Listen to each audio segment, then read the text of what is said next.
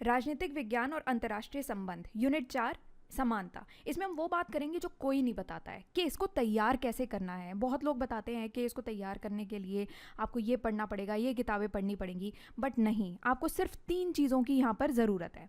पहला होगा आपका सिलेबस। सिलेबस आप देखोगे इसमें आपको समझ में आएगा, इक्वालिटी लिखा है, फिर लिखा है social equality, political equality, economic equality. तो बेसिकली ये सारी टाइप की इक्वालिटी आपको पढ़नी है।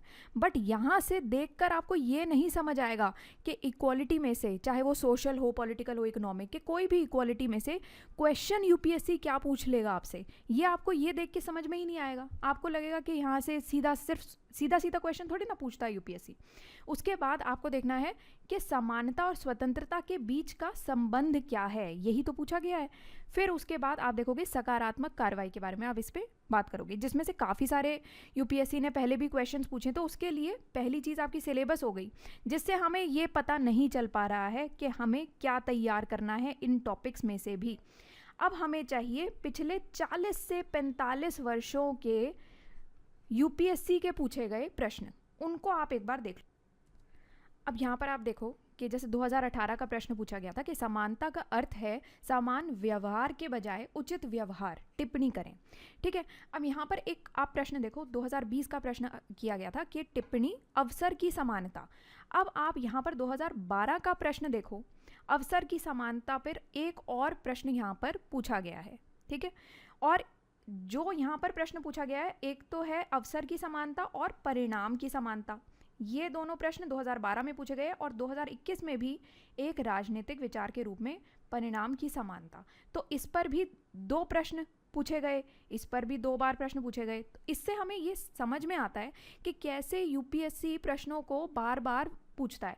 तो देखो 40 से 45 साल के प्रश्नों को लगा के जाना तो आपके लिए बहुत ज़्यादा ज़रूरी है, क्योंकि ये इतना लंबा टाइम हो जाता है ना, जिसमें आपका कोई भी प्रश्न नहीं छूट पाएगा। कोई भी आपका टॉपिक ले लो या कोई भी थीम है, यही टॉपिक्स में से यूपीएससी ले दे के क्वेश्चंस पूछता है, इसी वजह से रिपीट करता है। और इसी वजह से जो लोग सिर्फ पिछले साल के क्वेश्चंस लगा के चले जाते हैं, उनके चांसेस ज़्यादा रहते हैं एग्ज़ाम क्लियर करने के, क्योंकि 90 to 95% क्वेश्चंस पिछले साल के क्वेश्चंस में से ही रिपीट हो जाते हैं। अब आप यहाँ पर भी देख लो कि इक्वालिटी पर एक रिलेशनशिप की बात की गई है, स्वतंत्रता और समानता के बीच का क्या संबंध है। 2022 में भी इसमें क्वेश्चन पूछा हुआ था और 2014 में भी इसी पर ही प्रश्न पूछा गया था। फिर आपकी एक और टॉपिक आ जाता है, ये वाला टॉपिक और ये वाले टॉपिक में दोनों में ना थोड़ा सा अंतर ज़रूर है। लोगों को समझ में नहीं आता कि लिबर्टी, इक्वालिटी, फ्रीडम, इन सब में अंतर क्या होता है। क्लास 11th में पॉलिटिकल साइंस की किताब थी, उसमें पढ़ाया जाता था। तो अगर आपको कभी भी कन्फ्यूजन हो ना कि ये है क्या, किसी ने समझाया नहीं है, क्लास 11th की पॉलिटिकल साइंस की, राजनीतिक विज्ञान की किताब उठा लेना, एनसीईआरटी, उसमें आपको बहुत क्लियरली समझ में आ जाएगा। ना समझ में आए तो सिनॉप्सिस के नोट्स फॉलो कर लेना, यहाँ पर बहुत आसानी से आपको समझ में आ जाएगा। तो यहाँ पर 2 चीज़ें, एक तो स्वतंत्रता समानता के बीच का संबंध बताना है, और यहाँ पर स्वच्छंदता और स्वतंत्रता के बीच का अंतर बताना है। ठीक है, उसके बाद आता है आपको सकारात्मक कार्रवाई, जिसमें से काफ़ी सारे प्रश्न यूपीएससी ने पूछे हैं। 2012 में देखो यहाँ पर प्रश्न पूछा गया सकारात्मक कार्रवाई के ऊपर, 2016 में भी पूछा गया था, 2021 में भी पूछा गया, 2023 में भी पूछा गया। अब आप चाहे कहीं से भी तैयारी कर रहे हो, उन नोट्स में आपको ये चेक करना बहुत ज़रूरी है कि क्या उनमें से कोई भी ये सारे प्रीवियस ईयर क्वेश्चन सॉल्व हो रहे हैं या नहीं हो रहे। अगर तो ये प्रश्न आपके कोई भी कहीं से भी आप तैयारी कर रहे हो, कितना भी अच्छा टीचर हो, अगर उन नोट्स से सॉल्व नहीं हो रहे, उन नोट्स को आप फाड़ के फेंक दो। और अगर उन नोट्स में ये पिछले पूछे गए यूपीएससी के क्वेश्चन सॉल्व हो रहे हैं, तो फिर आप इधर उधर मत देखो, किसी के भी नोट्स लगाने की ज़रूरत नहीं है, नॉट इवन सिनॉप्सिस के भी नोट्स लगाने की ज़रूरत नहीं है। फिर अगर कहीं भी आप, और क्योंकि क्या होता है ना, आप 10 तरीके के नोट्स लेके पढ़ोगे, उससे आप ही का साल ख़राब होगा, आप ही की एक टाइम की बर्बादी हो जाएगी। उससे बेटर ये होता है, देखो एज अ टीचर मेरा फ़र्ज़ बनता है कि मैं आपको एक सही सलाह दूँ।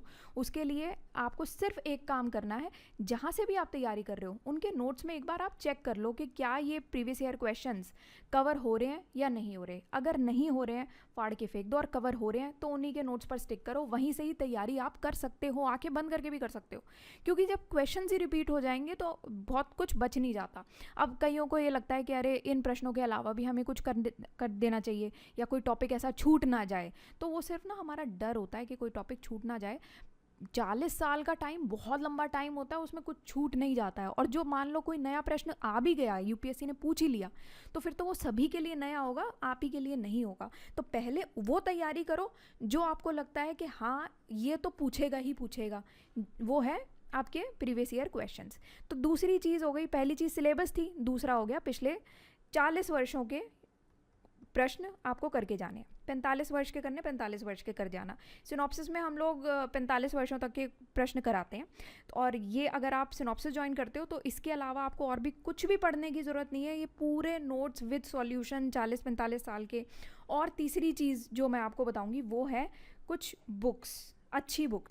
ये कुछ किताबें हैं, 11th क्लास की NCERT आपको लगानी है, कुछ ऐसे रिसर्च पेपर्स हैं वो लगा जाओ, इग्नू की मटेरियल आप रेफ़र कर सकते हो। ये सारे मटेरियल्स रेफ़र करके और प्रीवियस ईयर क्वेश्चंस करके ही सिनॉप्सिस में नोट्स बनाए जाते हैं, ठीक है।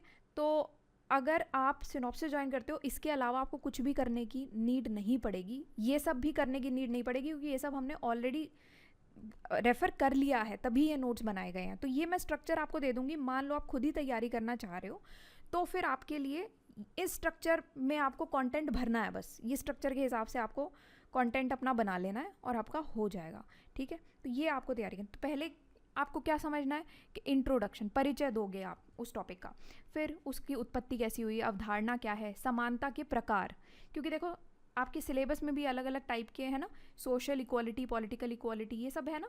तो उसी में ही आपको समानता के प्रकार यहाँ पर बताने हैं, कि जिसमें पहला है सामाजिक समानता, जिसमें आप उसका परिचय दोगे। अवसर की समानता के बारे में आप यहाँ पर बताओगे, ठीक है। थोड़ा सा आप सामाजिक समानता के बारे में अच्छे से यहाँ पर परिचय के अंदर लिख दोगे।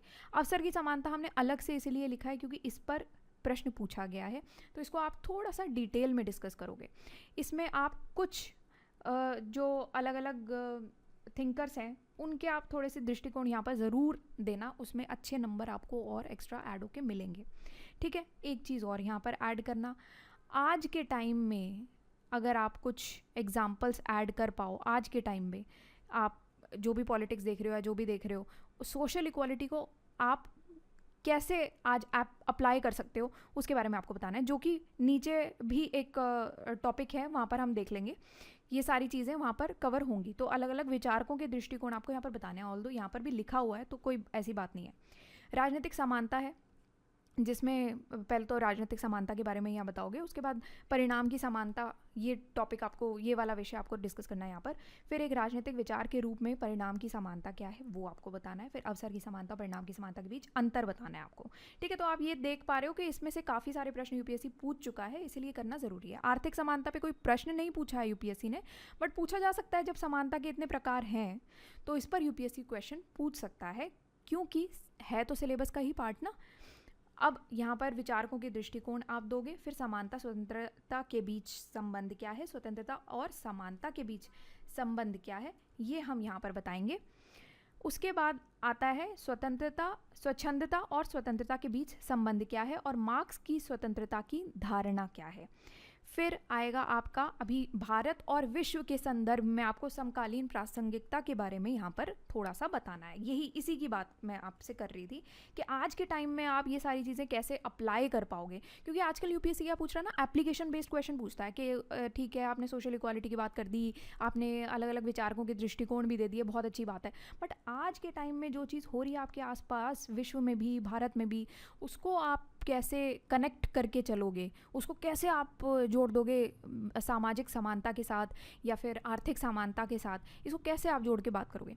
फिर सकारात्मक कार्रवाई में आप पहले तो इसके बारे में ही बताओगे, 2 से 3 लाइन में भी बता सकते हो आप, और अगर आपको सिर्फ उसकी डेफिनेशन देनी है तो उसके बाद 2 टॉपिक्स आपको डिस्कस करने हैं यहाँ पर। एक तो समान अवसर में सकारात्मक कार्रवाई का महत्व क्या है, और सकारात्मक कार्रवाई नीतियाँ, आलोचना और समर्थन, इन दोनों के बारे में आप बताओगे।